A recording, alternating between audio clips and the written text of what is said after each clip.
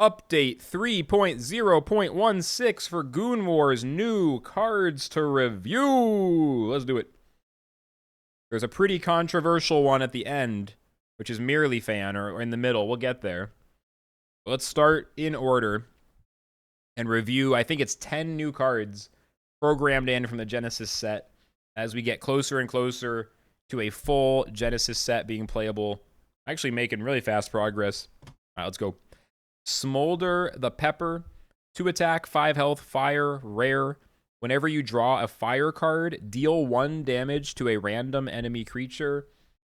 I guess there's some idea of synergy with Magmadom, since when you use Magmadom and then you use Deforester or whatever, and you like redraw as you recycle your fire cards into your deck, like Smolder could also be pushing damage to the opponent's board. It just feels like 1 damage per fire card drawn is not that good. Kind of small. Let me be a little bigger here. But yeah, it's like not that good. It's just not that strong of an effect, you know?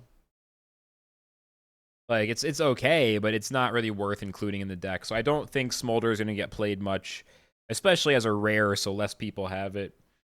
Reverse Mohawk Electric Spell.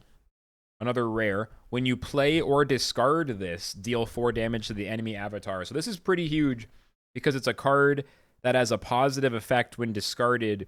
Another example of this would be the recently added Umar, who gets played if he's discarded or something like that. I think this is...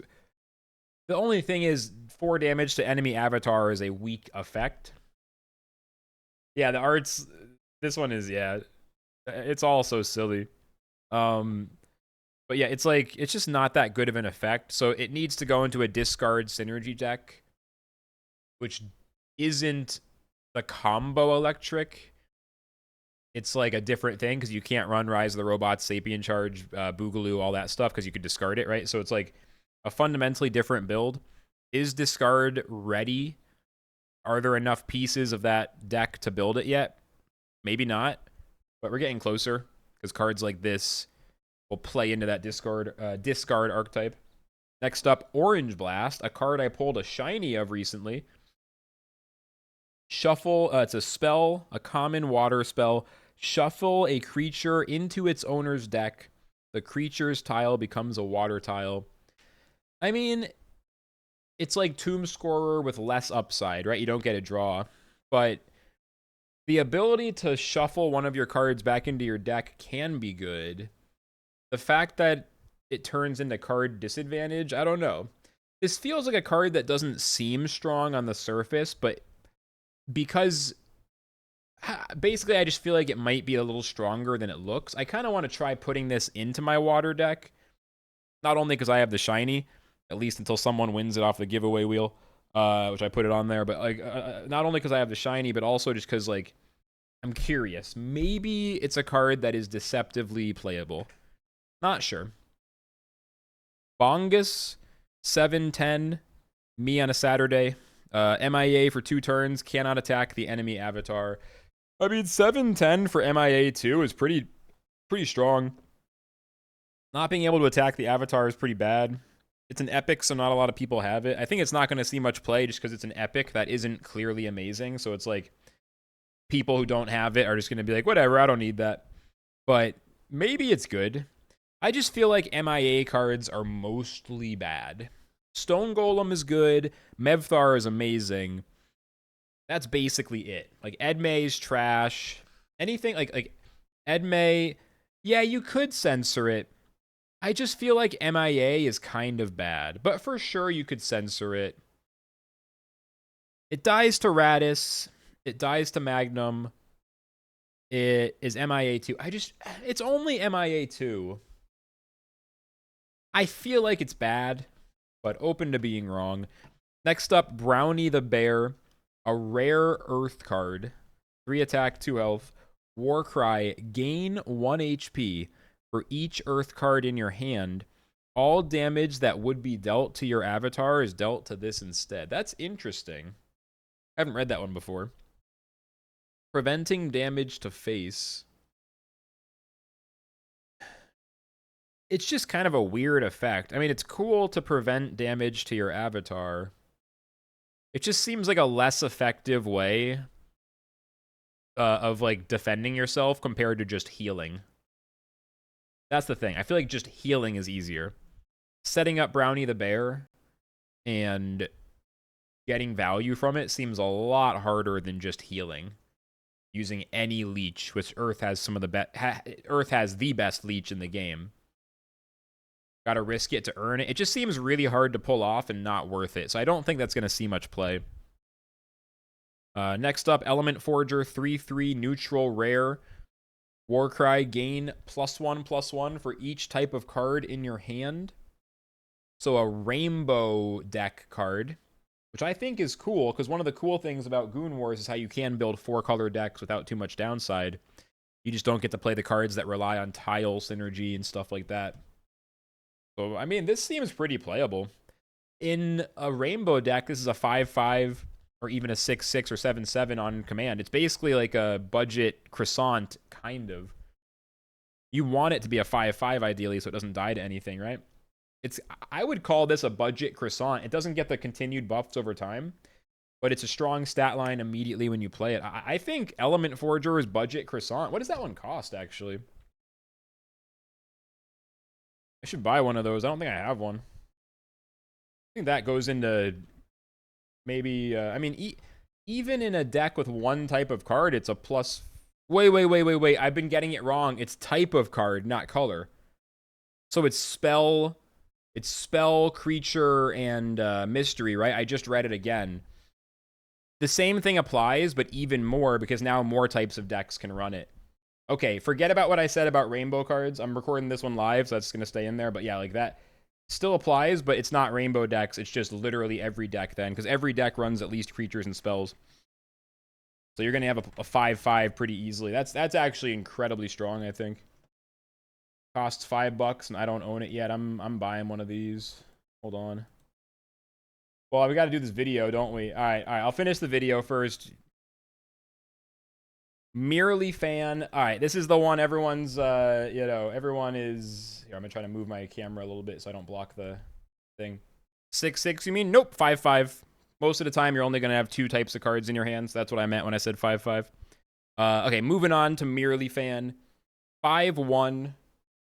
And plus, you don't want it to be 6/6 because then it dies to roided. So I figure you'll try to play it as a 5/5. I'm sorry, I have my like really shitty attitude voice right now. Like, I don't know why I'm using a shitty tone, but yeah, I think you want to intentionally make it 5/5 to avoid the Radis threat for Element Forger.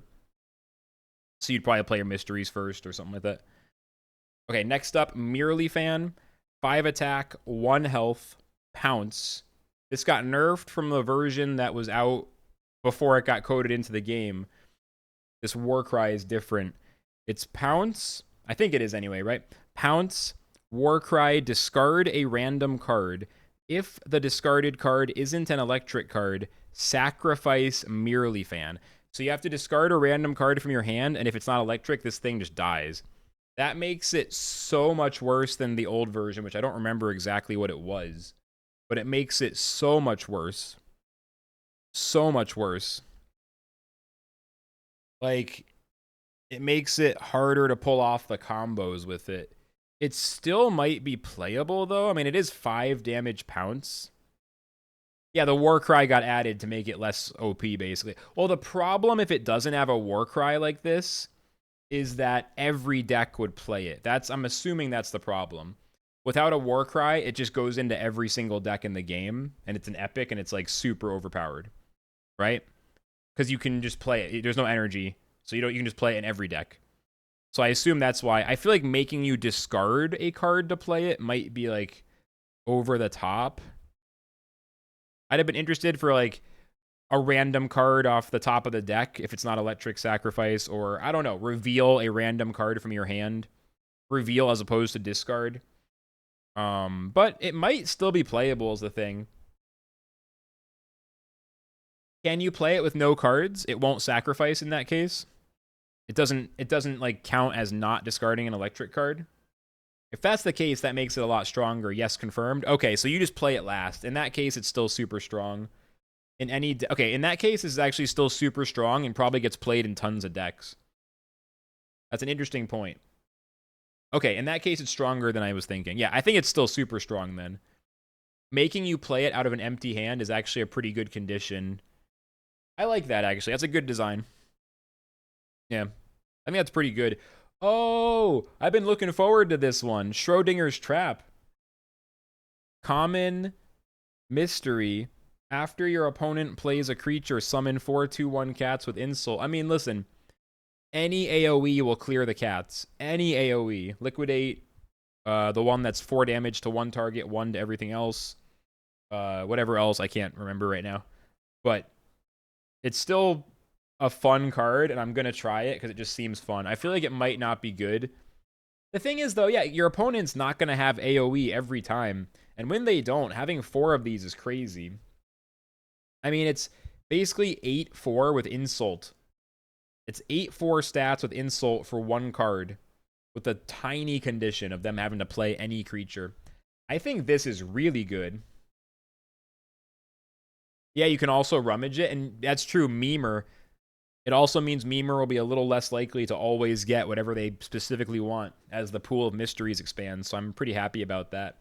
Yeah, this is a fun card. All right, Portal to Space. Remove a creature from the game and shuffle 2 copies into its owner's deck.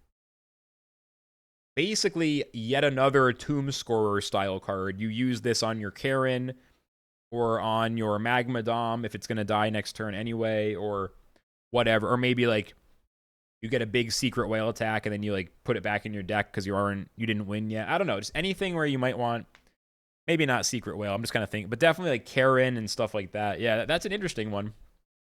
The ability to create more copies of a card is interesting. Yeah, that's the thing. The tempo is really bad, and you do not know when you're going to draw the next copy. So it's slow and inconsistent, which means it's probably bad. Even though it's a cool idea, it's probably bad. And then lastly, Sugar High. They must have noticed the neutral challenge last week when we were all trying to play neutral-only decks, because this is something else to give synergy for neutral cards. All creatures on neutral tiles gain +2/+2. I actually really like this being in the game. No idea if it's going to be strong yet. Probably not, but at least it gets us closer to the potential for an all neutrals deck to be viable, which I think would be super fucking cool. I think that would be super fucking cool if an all neutrals deck becomes viable. So that's the thing. You could play it in a not all neutrals deck. Just use it to buff. The names of the cards are escaping me right now because I played a different game all morning, but whatever it is, 3/3 Afterlife draw card, or I don't know, Gerwolf's Child. Actually, this is really good synergy with Gerwolf's Child. The Mink, Classy Mink. Yeah, there's a lot of cards that this has potential to synergize with. Yeah. Actually, this might be a little stronger than I was giving it credit for. Maybe this is, yeah, I mean, I'd say a lot of these cards are interesting to play with. Orange Blast, maybe. Forger, definitely. Fan, definitely. Trap, definitely. Sugar High. Oh, remove from game doesn't trigger Last Breath for this one? Yeah, that's a good point. Yeah, Tofu, assuming it's on a neutral tile. Yeah, for sure. All right. So what is modified? I was looking at this before stream, and isn't this the same as it used to be? Or was it used to be a water spell? Is the last word what changed? Did it go from spell to card? Yeah, last word. Used to be spell. Okay. It's still really strong. I still think people are gonna mauled about it, but I still feel like I'm kind of okay with it. This is the kind of card where it's strong in a way that I'd rather see other things able to answer it as opposed to making it weaker, you know? I think it's good that you have a barrier on a creature that needs to survive a turn to get value by hitting the face. Like, it's actually a lot of conditions, and it feels like without barrier, this card's just unplayable. So I feel like at this point, it'd be better to just have other things that give more answers, but I think this is a good power level for this card. That's how I feel. It'd be nice if it showed the old description, yeah, but it's all good. That would be a nice little boost. making it easier to compare. Okay, new features. Leech and attacking now occur simultaneously. I felt like they already did, but... Oh, no, I think it means when you hit the face, then it does it. We'll see when I start playing. Logic change for mystery. Okay, you can only equip one copy of a mystery card at a time. So you could end up with extra copies stuck in your hand if you use something like Memer or whatever. That's interesting. New system tasks. And then something about arena mode. I'm not even sure. Is that like the draft type of thing that they've been teasing? Some bug fixes. But yeah, this looks like a really fun update. Every single time it's just been like, yeah, hell yeah, let's start trying these cards. So let's start trying these cards, you know? I think that's pretty much the review. Let's jump in and start playing some games.